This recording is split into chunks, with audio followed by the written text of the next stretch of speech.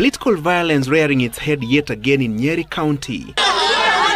A group of women leaders dubbed Inua Mama, allied to Deputy President William Ruto's political faction, had convened a meeting hosted by Nyeri woman representative Mukami Wachira. But Nyeri Town Member of Parliament Wambogo Ngonjiri, the de facto face of Kieleweke, stormed the meeting with a group of youths apparently to follow the proceedings. Their presence sparking chaos, prompting police action. Wachira and the women leaders accusing Wambogo of political intolerance. The people of Nyeri must be wary of people who have no development ideas. They must reject people whose business is social media and disrupting other people's meetings. In Kakamega County, women lawmakers under the Embrace banner who support the handshake between President Uhuru Kenyatta and ODM leader Raila Odinga dismissed the Punguza Mizigo referendum push, spearheaded by Dr. Ekuru Aukot's Third Way Alliance. Among the Punguza Mizigo proposals is a reduction of parliamentary seats from 416 to 147. Inabadilishwa mwaka mpya, tutakuwa na katiba mpya. Next year 2022 tunaenda kwa election. Lakini haitakuwa kwa wale walioanza mapema, msikie kabisa. Wale ambao wanasema tupunguze mzigo, na kupunguza mzigo ni kutoa kina mama. Wamama si mzigo, si sisi tunapiga kura. Alafu ati mtu anasema punguza mzigo, jipunguze wewe kwanza. Ndio maana handshake iko, ihakikisha Oparanya ako ndani. Ihakikishe Uhuru Muigai Kenyatta president ako ndani. Ihakikishe Mheshimiwa Right Honorable Raila Odinga ako ndani. The referendum discourse dominating a few kilometers away in Ikolomani constituency, where members of parliament accompanied Deputy President William Ruto to the burial ceremony of Chris Masaka, son to area member of parliament Bernard Shinali. Yale ya BBI hatujajua ni maneno yapi, lakini ya kupunguza mzigo tayari tushaambiwa vile mzigo utapunguzwa. Jameni, mtu akisema atapunguza mzigo wako, wewe ukiwa na akili mzuri unaweza kataa kweli? Hata hii mambo mengi mnasikia katiba pande hii, katiba pande hii. Hatutaki hiyo mambo ilete ugomvi. Hiyo mambo ya katiba pande hii, wa Kenya ndio wataamua. Okay, so that's what has been happening. Of course, and that's according to the Deputy President William Ruto. But also very interesting issues coming up there. And I want to begin with the first one. We see the Inua Mama rally disrupted. There are people who are saying that it was disrupted by people who belong to Team Kieleweke versus Team Tanga. Exactly what is happening in among the women politicians and the groupings that they have? Beatrice Elachi, I want to begin with you as one active player within Embrace.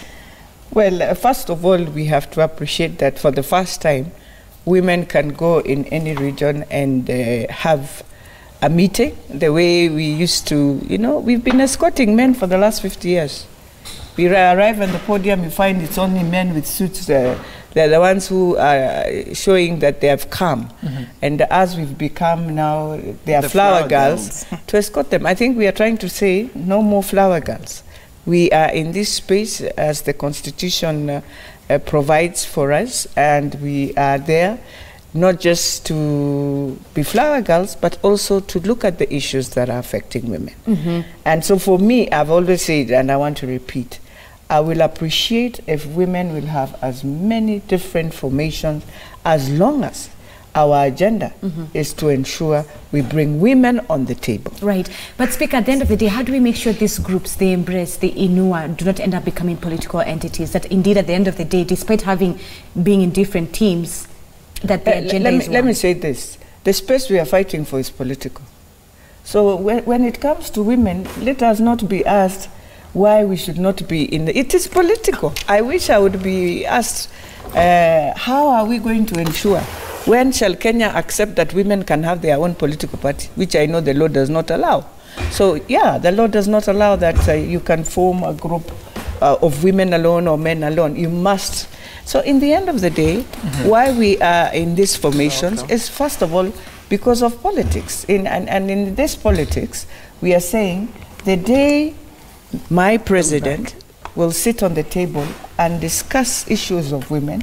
He will have a team of women behind saying, and we will be telling him, this is what the women are saying. Just the way when we presented our memorandum to BBI. The same way with Inua Mama. I've always said, you must be aware that while you are in that formation, you are sitting on the table and pushing for the agenda of women. And that's the most important thing, where I think things we can converge together. We must converge. Because in Parliament, when issues of women come in, you don't look at the political party. And I think that's why in Embrace we always say, we don't look at your political formation. You are of Ford Kenya, you are part of, you want to be part of it, you join the train. You are from Jubilee, you are from OGM, you are from Wiper, you are from the women, the academic fraternity, you're from Maendeleo ya Wanawake. All of us are in this, but the most important thing is that we have to start a journey and ensure in 2022 we cannot have a 2/3 bill failing for 4 times, and yet we want to lie to ourselves. We still have another strategy that you can go back to Parliament. You must rethink a different strategy, but achieve the same numbers that we are fighting for. Right. Yeah. Joining us here on set for the conversation is Dr. Wandia Njoya. She is a teacher, but to be more specific, a lecturer at the University of Day. It's so good to have you with us, Dr. Thank you so much for you making time this morning. You found us in the middle of the conversation, Embrace versus Inua, and you stood next to Cynthia. Cynthia, as the chair forward for the Kenya Women League, where does Ford fall? Does it embrace? Does it embrace Inua? Does Ford have its own political party or political entity within Ford that supports women for women? Yes, I'm the chair of the caucus. I'm the chair of the caucus of the women, and I think most of the political parties have caucuses, professional caucuses, youth caucuses, women caucuses. So in our party, Ford Kenya, I'm the chair of the women. Where do you lean? Does Ford? Where we lean is like 3 weeks ago, we actually had a meeting in Nakuru where our party leader actually now just gave us the lead and where we're going with this. The party has made presentations to the BBI where our Secretary General actually had very good proposals on the proportional member representation, and that's something that he's really been looking at buy-in from other political parties. And so he made that presentation, and as a party, Ford Kenya, we made presentations to the BBI, and therefore the party is supporting the Building Bridges initiatives and of course the outcomes that will come from that. We know that they are making their report right now, and we're going to be looking at that, and prayerfully it will lead to the referendum where our proposals are going to be considered. I want to exactly understand, because I mean there are several proposals that have been tabled before the BBI, and what we had the former Prime Minister say over the weekend is that a report will come and Kenyans will be given an opportunity to consider it, and then after that a referendum bill will be prepared. So in that referendum bill, if it ever comes, what do you want to see in it, and specifically to improve the situation of women in leadership in this country? I want to see a well thought out proposal other than what we're seeing in Punguza Muzigo, where women actually do get the 2/3 that my colleague speaker was speaking about. Because like in Punguza Muzigo, they're actually promising like every county will produce 1 man, 1 woman. That's kind of like a 50-50. But at the national, what about at the devolved county level? And that's where the country really has... So what's your proposal? Our proposal as a party is that we would have that mixed member proportional representation that our Secretary General... Break it down for us. Break it down for you would be like political parties actually front members. So they're political parties that are contesting, and according to how the political party does in that election, then they now have members who are now from the different levels at the national level or at the county level. The different parties have competed, and then you now divide how many seats you're getting in that chamber, in the House. About nomination post-election? No, these are elections. We're not talking about nominations. These are just the election. That's what I'm saying. So because now you have an election. You have an election where the party presents candidates. the candidates are, of course, the list is in a zebra kind of fashion, where there's male, female, male, female, male, female, male, female. That's the meaning of a zebra kind of fashion. All these people contest. According to the number of seats, if we have an electoral area, say, I'll give my example of Busia County, of 35 wards, depending on how many wards then that the party is able to, or the number of votes in that electoral area, if Busia has 1 million votes, the number of votes that the party has gotten, then that is the share of seats that it gets in the assembly. And then it is divided. According to that list, you will still have the male, female, male, female. So the gender rule is actually taken care of. So you sort of don't directly elect an MCA? Is that what you're talking about? No, the party is the one. You'll get your name on the party list. You get your name onto the party list. You use the South African way. So is it for nomination, to pick nominees, or is it to elect? A mixed member proportion is, it's done in South Africa, and it's the best way of ensuring you balance both male and female, first of all, but also the party that garners more numbers is able now to bring in more members. So it's the same way, the way you go to an election and you have more members that win as a party, the same way, but you use it through party list. Yes. But it's not a nomination. Okay. It's just it will definitely bring down a lot of violence that we see during our electioneering, a lot of antagonism. It's the best way I if think Kenya it's can going to be agree a smooth way of doing elections. And it's a new thing, that a concept that political parties need to get their members on board about. Right. Jacqueline and Dr. Wendia, just as observers of this conversation that is happening here on the table, be it Inua or Embrace, Dr. Ari, do these political entities, do you see them helping the lives of Kenyan women? Whether it's Inua, whether it's Embrace, whatever it is, will it trickle down to helping Mama Wanjiku? I mean, these are just distractions, because the major problem with our electoral system is that it's rigged with money. That the richer you are, the more likely you are to be able to rise to the top of the electoral system. So one of the things that needs to be fixed is the nomination at the party level. Because basically, if you fix yourself at the party level and your party is popular in the region, then it's an automatic ticket. That's very bad for democracy, because it means people are not being evaluated on what they are presenting to the public. They are being they are just succeeding because of who they are and the connections they have. So the parties need to be honest. As we have a constitution, we gave them the constitution. They have failed to implement it, including the 2/3 gender rule. So they need to do some in-house cleaning and find out how we can make political parties fairer to Kenyans, so that the nominations are fair, so that by the time people are on the ballot, it's a fair number of people with the fair tickets. But right now, if you know the party chief, then you're almost guaranteed to enter parliament, or government, depending on which is the dominant party in the region. Right. So Jacqueline, where do you stand with this? As a woman who is a leader as well, where do you stand when it comes to this? Will it help, whether it's Embrace or Inua as well? Where do you stand? Do you think it will trickle down and help the common lives of Kenyan women? First and foremost, let me say that I really applaud the ladies who have been able to get into politics. As far as I'm concerned, it's a tough road. And for them to be able to be up there, actually, they give us the energy to give the moral support from behind and be proud that we can see them there. But with regards to the two factions, I'm actually very saddened, for the simple reason that I think that it would be better for us to pull together. Considering that you're looking at something like, if it is a 2/3 gender and you want to get this done, the best would have been for us to pull together so that we can put our voice together and see how we lobby the gentlemen. Because if we are not going to do that, it's going to be a song we are singing. As far as I'm concerned, we'll never get there. Speaker, will we get there? We will get there. Will we see Inua as well as Embrace being one? Oh yes, we will. I mean, when Tanga and Kieleweke men do things, I don't see why people don't talk about it. And that is one thing I have said.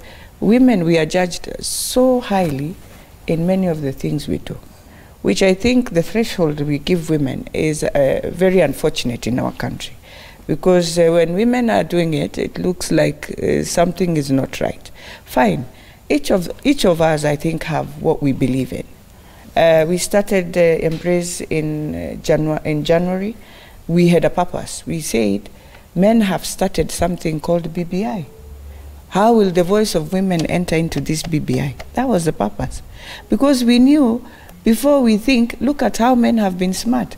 Before even you finish presenting, they've already come with the punguza mzigo. So who are they punguzari? If BBI is scrapped out tomorrow, does Embrace go as well? Of course, it doesn't go. We continue. We have beyond BBI.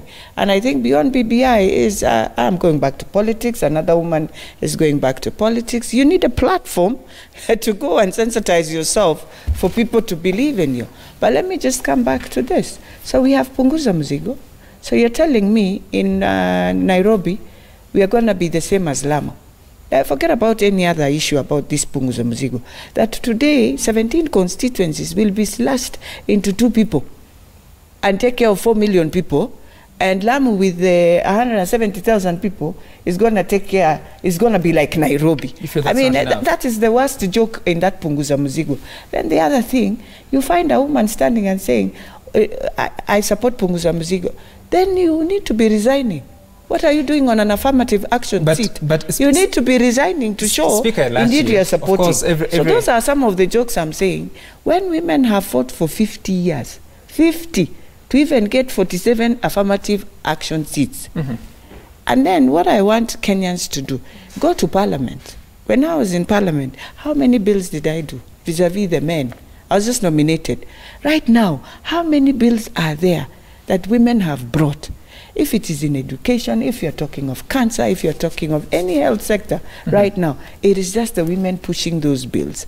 You go out, you research, you do all that. So sometimes people don't even understand what you're going through inside the house to ensure you also bring the threshold that if you count what Millie has done, what Joyce Laboso the late did, today the elderly are getting this money. It's not from somebody else. The mind of Joyce Laboso at that time felt the government has to do something to the elderly. So I brought in the food security bill. It's about to go through. It will have issues. Right now we are pushing for the health commission in some of those proposals. We are saying we are tired of seeing the human resource in the health sector fighting every day. We need a commission like any other commission of teachers to relook at their process and to relook at their remuneration and all that. So as women are being fought, go in the house, in committees and see how women work in parliament. Then come and judge them and say, oh, we don't. The only thing I'll tell both of us, Embrace and Inua, you have no business going on a platform and abusing another woman. That is not the cause of what you are pushing. If you have no agenda and issues to take to women, then think of a different way of packaging your messaging. Because that's the only thing, as Embrace, we have said. First of all, you cannot abuse your leaders, starting from the president, be it the Right Honorable, be it Gideon, be it Waitangula, any of those leaders. You don't say anything about the deputy president? Of course we don't. Nobody abuses. Look at all Embrace meetings. We don't abuse any of our leaders because they have a region that people believe in them. So you don't need to make sure that Embrace remains a unity initiative rather than a political one? Well, and I want to repeat, it is an initiative and it has to have politics, please, because we want political seats. So I can't come and pretend here that now we will have an initiative, then go and do a chama. Yeah, it's not a chama. We need to take a look at... Let me just give accolades to the legislators because there have been examples where they've stood together, and there's this narrative that women don't stand together and that the two factions are just bringing division. Let me just say that the legislators came together when one Honorable Getty was assaulted. I think whether you were Inua, whether you were Embrace, they all stood together. When the other day we had Zuleika being ejected, all the women stood together, including the male. And there wasn't Embrace or Inua. So concerning certain issues, the women do pull together. But when you have to take a political stand, then you position yourself, because this is politics. Okay, all right. I want us to take a look at what Kenyans are saying on Twitter. Citizen TV Kenya, the hashtag use is Daybreak, and the comments on this: Gona Shauri embraces a self-interest-driven movement that comprises of selfish people with hidden political agenda. We know at the end of it, it will be formed as a political party. Tell Elachi they can form as many embraces as they can, but we Kenyans will embrace them with our votes. Yes. It is important. Inua Lazaro, good morning. You say women should wake up from the slumber and fight the positions with men. The issue of mending constitution to create seats for them is long gone. Being a woman isn't a disability. Whoa, okay. Well, that was so rude. And I hope he takes care of the mother. Okay, Beatrice Elachi, that's okay. We take a sorry? We take a short break. When we return, we'll be talking about the all-important conversation about the competency-based curriculum. We look at the progress that has been made so far. Towards the end of the weekend, or rather towards the end of last week, President Kenyatta announced that the lower secondary school will be domiciled at secondary schools, and that there will be no entry exam for candidates joining I was just about to say Form 1, but that is grade 7 from grade 6. That is the first level of lower secondary school. So back in a moment.